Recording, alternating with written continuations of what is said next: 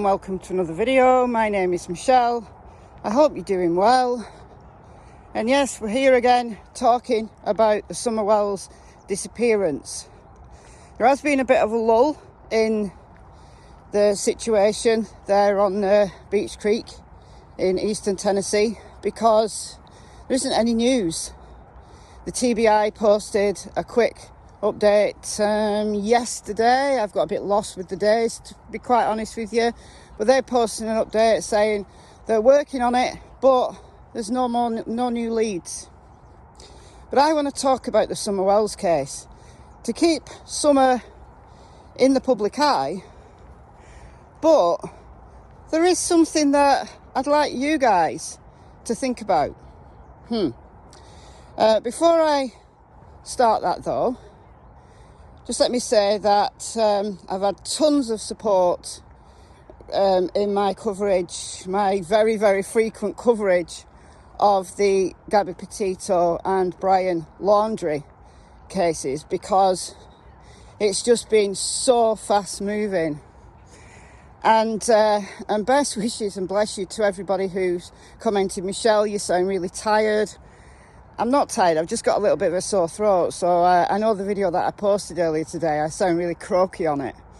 So it's that. I am getting sleep. It's fine.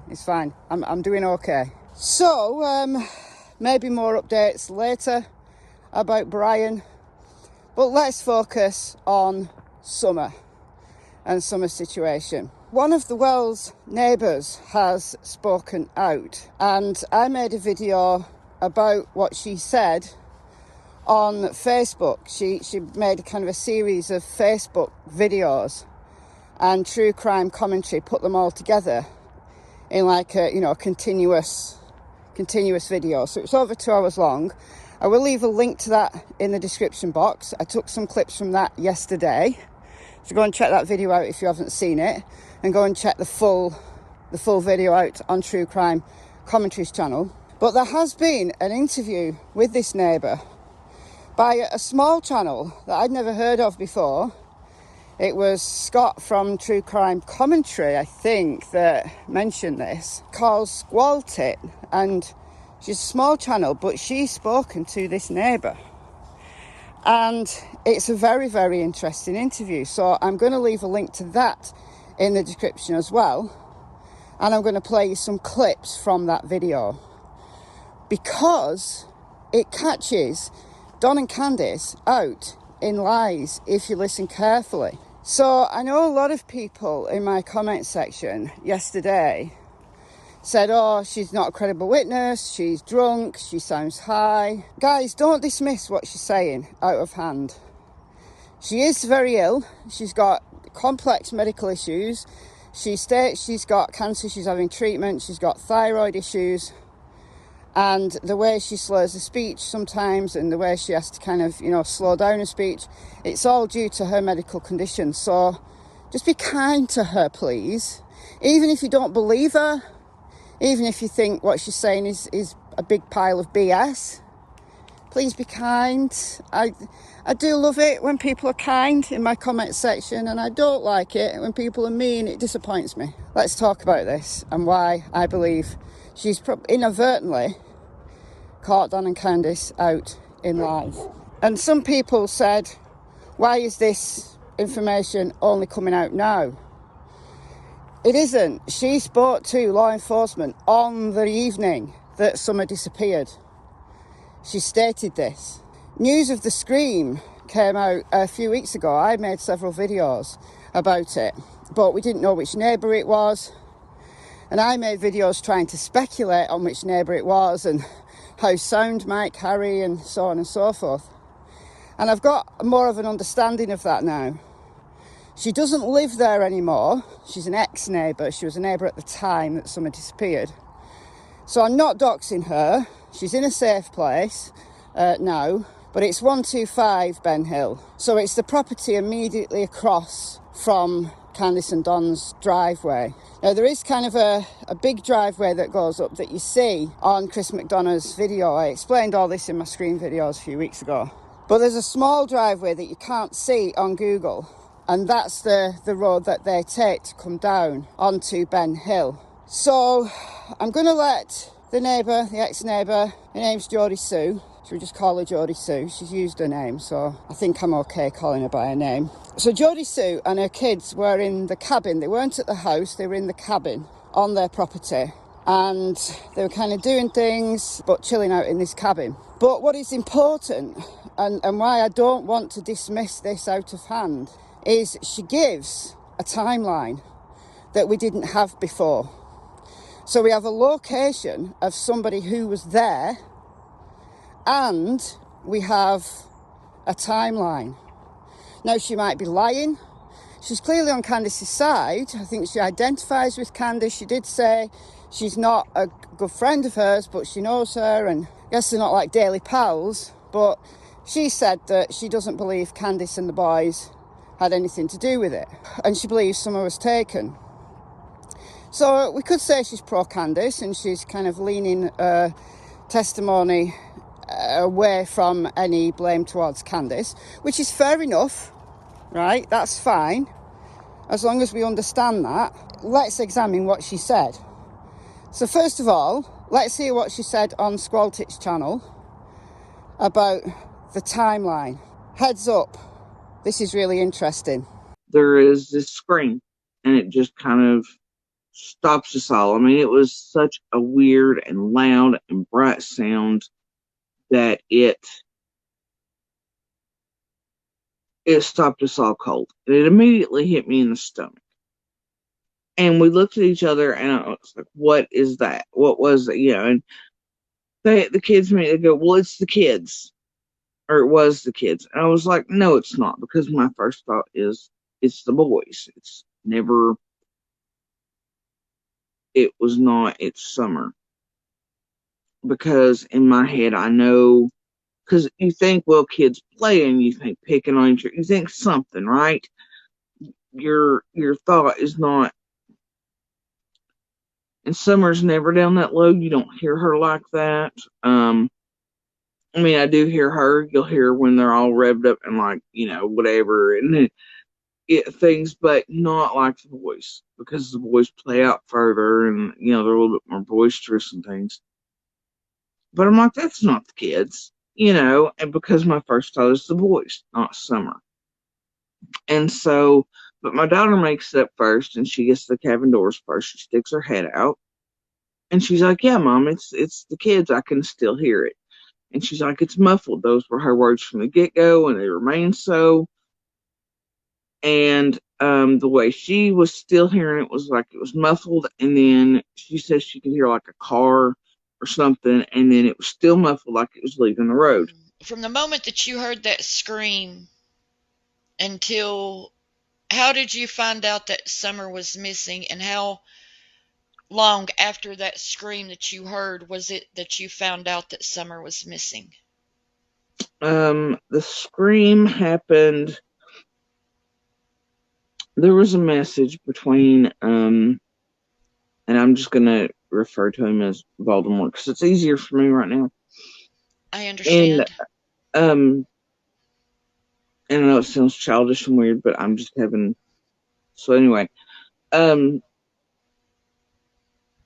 so there was messages between him and I.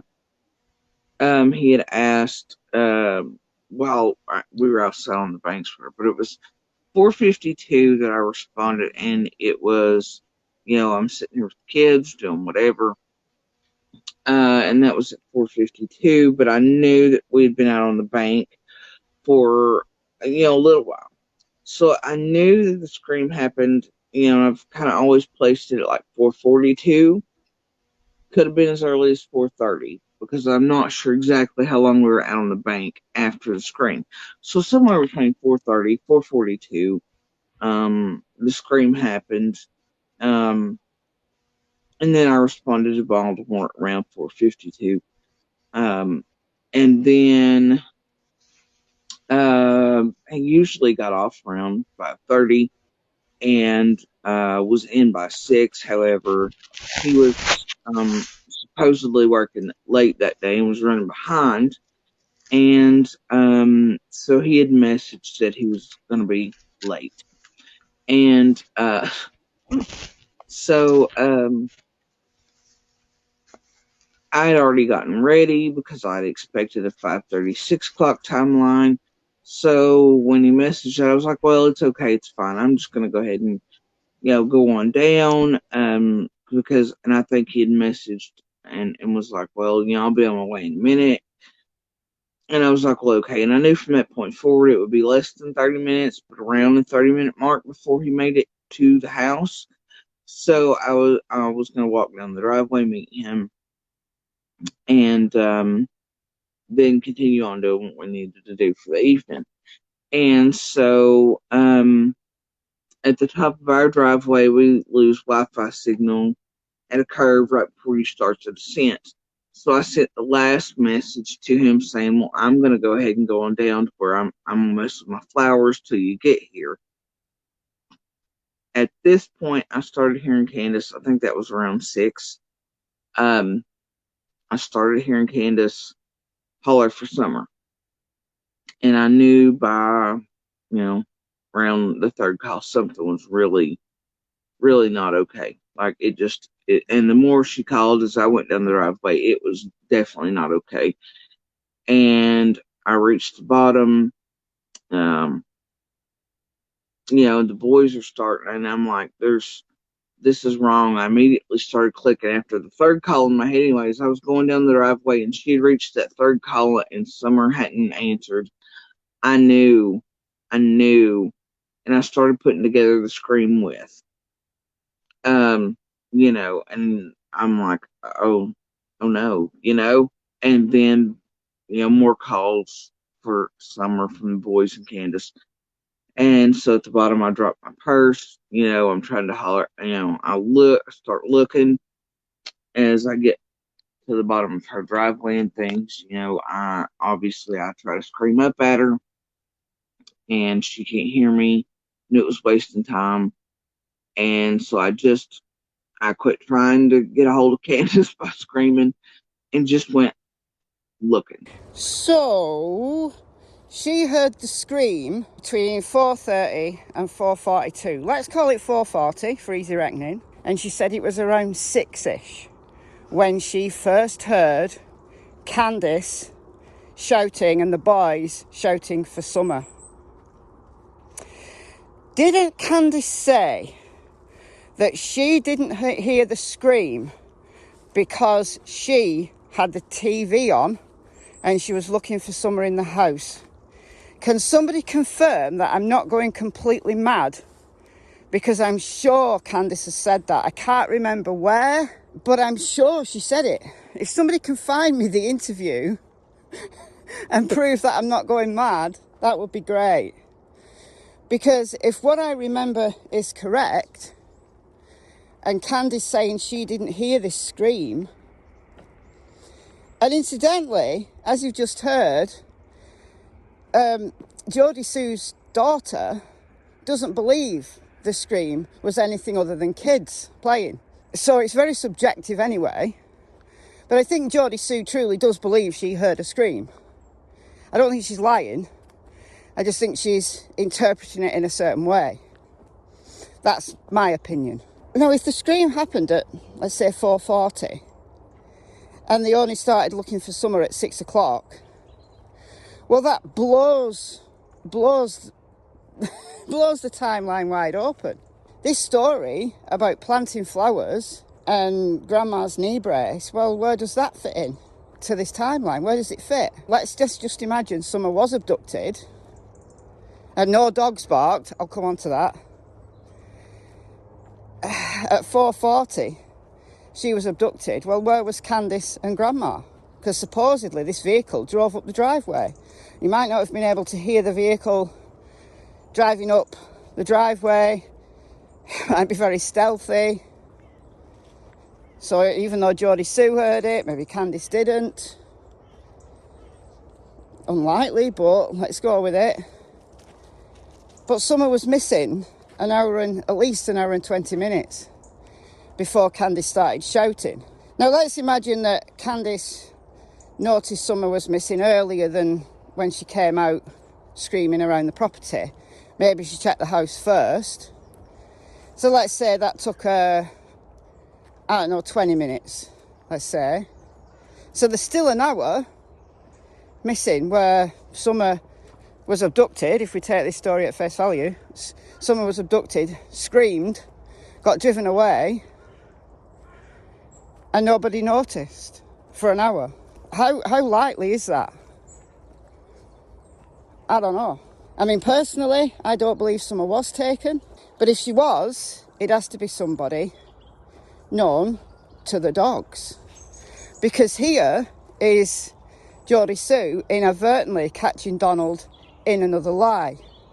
Listen what she says when the cops arrive. I had wrapped most of the way around, and I could already visually see the boys back towards Simpson and the fence line there playing. I hadn't made my way quite to them yet.